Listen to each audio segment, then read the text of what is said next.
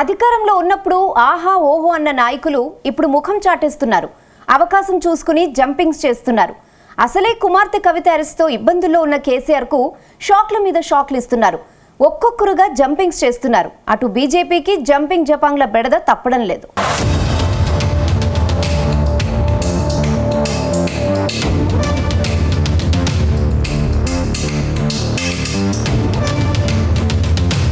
రాజకీయాల్లో అవకాశవాదమే ఎక్కువగా కనిపిస్తోంది. పాలిటిక్స్ అంటే జాలి దయ లాంటివి ఉండవంటారు. బీఆర్ఎస్ విషయంలో ఇది మరోసారి అదే రుజువవుతోంది. బీఆర్ఎస్ అధికారంలో ఉన్నప్పుడు ఆ పార్టీకి ప్రాణం ఇస్తామన్నట్లుగా వ్యవహరించిన నేతలు ఒక్కసారి పవర్ పోగానే ప్లేట్లు విరాయించేస్తున్నారు. పోటీ కూడా చేయబోమంటూ చెప్పి పక్క పార్టీలకు వెళ్లిపోతున్నారు. వ్యాపారాలకు సమస్యలు వస్తాయని, బీఆర్ఎస్ తరపున పోటీ చేస్తే గెలవలేమని ఇలా రకరకాల వాదనలు తెరపైకి తెస్తున్నారు.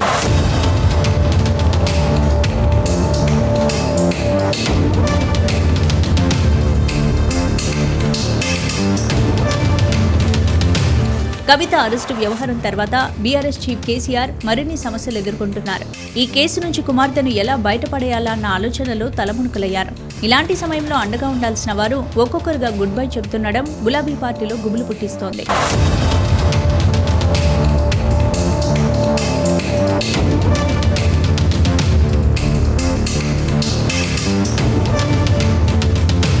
కవితను అరెస్టు చేస్తున్నప్పుడు గ్రేటర్ చుట్టూ ఎమ్మెల్యేలు ఉన్నప్పటికీ ఎవరూ రాలేదు. కనీసం ధర్నాలు చేయించాలన్న ఆలోచన కూడా చేయలేదు. ధర్నాలకు కేటీఆర్ పిలుపునిస్తే పట్టించుకున్న వారెవరూ లేరు. కానీ కాంగ్రెస్లో చేరేందుకు మాత్రం విస్తృతంగా ప్రయత్నాలు చేస్తున్నారు. మల్లారెడ్డి, ఆయన అల్లుడు ఇద్దరు కాంగ్రెస్ గేటు దగ్గర రెడీగా ఉన్నారు. దానం నాగేందర్ ఉదయం ఖండించి మధ్యాహ్నం కాంగ్రెస్లో చేరిపోయారు. చేవెళ్ల ఎంపీ రంజిత్ రెడ్డి కూడా కాంగ్రెస్కు జై కొట్టి జంప్ అయిపోయారు.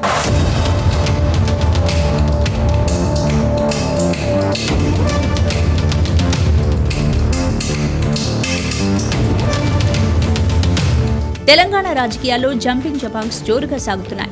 గేట్లు తెరిచామని సీఎం రేవంత్ రెడ్డి ప్రకటించడమే తరువాయి అన్నట్లు BRS sitting MP, sitting MLA కాంగ్రెస్లోకి జంప్ చేశారు. Chevella MP Ranjith Reddy, Khairatabad MLA Danam Nagender car దిగి కాంగ్రెస్ కండువా కప్పుకున్నారు. గేట్లు ఎత్తామని రేవంత్ చెప్పడంతో మరికొందరు ఎమ్మెల్యేలు హస్తంగుటికి చేరుతారనే ప్రచారం సాగుతోంది. 10 మంది ఎమ్మెల్యేలు కాంగ్రెస్లో చేరడానికి సిద్ధమయ్యారని, సీఎం రేవంత్ రెడ్డితో చర్చలు కూడా పూర్తయ్యాయని చెబుతున్నారు. చేరికలకు హైకమాండ్ కూడా గ్రీన్ సిగ్నల్ ఇచ్చిందని గాంధీభవన్ వర్గాలు చెబుతున్నాయి.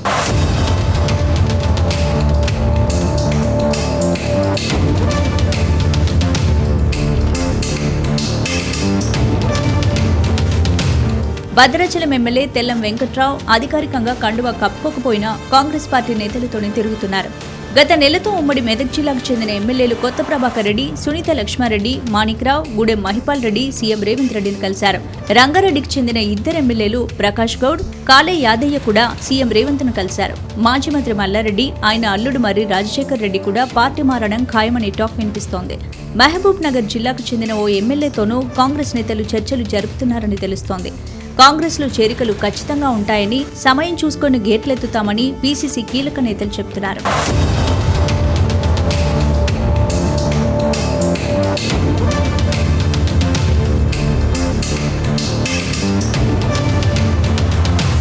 అయితే కాంగ్రెస్ కాకపోతే బీజేపీ అన్నట్లుగా ఉంది కొందరు బీఆర్ఎస్ నేతల తీరు. కానీ బీఆర్ఎస్లో మాత్రం ఉండేందుకు ఆసక్తి చూపించడం లేదు.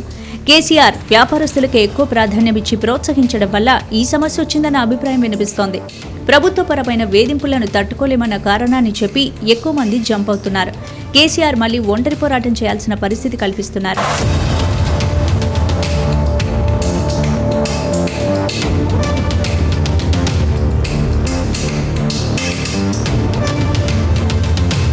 మరోవైపు జంపింగ్ జపాంగ్లపై బీఆర్ఎస్ అధిష్టానం సీరియస్గా ఉంది. బీఆర్ఎస్ ఎమ్మెల్యే దానం నాగేందర్ అనర్హత వేటు నుంచి తప్పించుకోలేరని మాజీ ఎంపీ వినోద్ కుమార్ మండిపడ్డారు. దానం నాగేందర్ విషయంలో స్పీకర్ తొందరగా నిర్ణయం తీసుకుని రాజ్యాంగాన్ని గౌరవించాలన్నారు. పార్టీ ఫిరాయింపులు ఎవరికీ మంచిది కాదన్న వినోద్ కుమార్ గత ఎన్నికల్లో బీఆర్ఎస్ పార్టీ స్వల్ప తేడాతోనే అధికారంలోకి దూరమైందని స్పష్టం చేశారు. మరి బీజేపీ పార్టీ డిఫెక్షన్ చేసింది. చాలా మంది ఎమ్మెల్యేలు అటు పోయినరు, కొంతమంది ఇక్కడ మిగిలినరు, ఉద్ధవ్ ఠాక్రేతో ఉన్నారు. ఇదంతా ఉంటే సుప్రీంకోర్టు తీర్పిచ్చింది. త్వరగతిగా ఈ స్పీకర్లు పెండింగ్ పెట్టుకోవద్దు. ఈ 10వ షెడ్యూల్ చట్టంలో, రాజ్యాంగంలో ఉంది యాజ్ ఎర్లీ యాజ్ పాసిబుల్ ఉన్నది. యాజ్ ఎర్లీ యాజ్ పాసిబుల్ అంటే త్వరగతిగా తొందరగా చేసేయాలి, కంపల్సరీ చేయాలని చెప్పి దాని ఒక ఆలోచన అని చెప్పింది. దురదృష్టవశాత్తు స్పీకర్లు ఏం చేస్తున్నారు, పెండింగ్ పెట్టుకుంటున్నారు.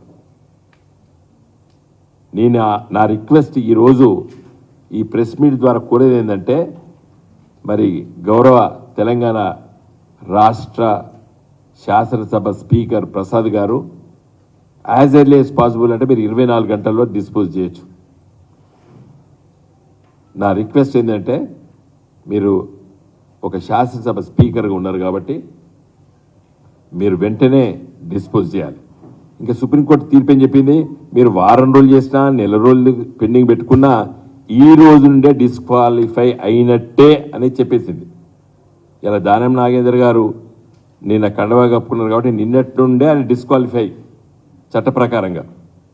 అధికార కాంగ్రెస్ విపక్ష నేతలకు గ్యాలం వేస్తుండడంపై బీజేపీ హైకమాండ్ సైతం గుర్రుగా ఉంది. బీజేపీలో టికెట్ దక్కని జితేందర్ రెడ్డి కాంగ్రెస్ కు జై కొట్టారు. దాంతో మాజీ ఎంపీ జితేందర్ రెడ్డి, రంజిత్ రెడ్డిపై నిప్పులు చెరిగారు బీజేపీ నేత రఘునందన్ రావు. సొంత ప్రయోజనాల కోసమే ఇద్దరు నేతలు పార్టీ మారినట్లు ఆరోపించారు. ఇన్నాళ్ళు పార్టీలో పదవులు అనుభవించి పార్టీ మారగానే విమర్శలు చేయడం తగదన్నారు. జితేందర్ రెడ్డి, రంజిత్ రెడ్డి వ్యాపారాలపై ఈడీ, ఐటీకి రాతపూర్వకంగా ఫిర్యాదు చేస్తామన్నారు రఘునందన్ రావు. మునుగోడు ఉప ఎన్నిక సందర్భంగా సంస్థాన్ నారాయణపూర్ లో గౌరవనీయులు జితేందర్ రెడ్డి గారు మాట్లాడినటువంటి మాటల్ని మీకే చెప్పిండన్న. పత్రికా విలేకరులారా రాయండ్రి, వినుండ్రి, నా కారు ప్రగతి భవన్ కనిపోతుందని రాస్తారు ఇట్లా చూపించి వెంట్రుగా కూడా నన్ను కొనలేరు అని చెప్పిండు. మరి ఇలా వారు ఏమన్నారు, భారతీయ జనతా పార్టీని ఎవరు వదిలిపెడతారని కూడా వాళ్ళు చెప్పారు. వారు మాట్లాడే పదాలు నేను మాట్లాడడం నాకు అంత శోభియదు, కానీ పోతున్న సందర్భంగా వారు ఆ రకంగా మాట్లాడడం అనేది బాధాకరం. దీని వెనకాల 100 కోట్ల రూపాయల చేతులు మారుతున్నాయి. ఆ 100 కోట్ల రూపాయలు వీరి వ్యాపార ప్రయోజనాలకు వాడుకొని వాటిని తీసుకొచ్చి ఈ రోజు కాంగ్రెస్ పార్టీ నుంచి పోటీ చేస్తున్నటువంటి పార్లమెంట్ అభ్యర్థులకి ఈ డబ్బుని డిస్ట్రిబ్యూట్ చేసేటువంటి కార్యక్రమాన్ని ప్రారంభించబోతున్నారు. దీని మీద మాకు స్పష్టమైన సమాచారం ఉంది కాబట్టి ఈ కంపెనీల మీద 100% 2-3 రోజులలో రాతపూర్వకమైనటువంటి కంప్లైంట్ ని ఈ దేశంలో ఆర్థిక నేరాలను ఇన్వెస్టిగేట్ చేసేటువంటి ఈడీకి, ఐటీకి, ఇతర ఏజెన్సీ కూడా ఇస్తాం. ముఖ్యమంత్రి గారికి నేను చేసేటువంటి అప్పీల్ ఏంటంటే, ఆ రోజు చంద్రశేఖరరావు ఏం తప్పు చేసిండో, ఏ మందల కట్టినా సరే ఈయనక తెచ్చి మన దొడ్ల కట్టే అయినటువంటి ఫిలాసఫీని గత ముఖ్యమంత్రి ఏదైతే చేసిండో మీరు కూడా అదే చేయడం అనేది దురదృష్టకరం. మీరే రాసిర్రు మీ చేతులతోటి, మీరే మీడియాతో చెప్పిర్రు. ఆ జూబ్లీ హిల్స్ పక్కన గుట్టను కొలగొట్టుడు అన్యాయం, బ్లాస్టింగ్ చేసుడు అన్యాయం, గుడిని మింగుతురు అన్యాయం, ఎకతక్క ఫ్లోర్లు తెచ్చుకుంటారు అన్యాయం. ఈయన అధికార పార్టీ ఎంపీ ఉండి ఈ కుంభకోణం చేసిండు, ఆ కుంభకోణం చేసిండు అని చెప్పారు. అన్న మర్చిపోయినా ఇంకా మీకు. మొత్తం మీద ఎన్నికల వేళ ముందు మరిన్ని జంపింగ్స్ ఉంటాయోనన్న ఆందోళన పార్టీలో నెలకొని ఉంది.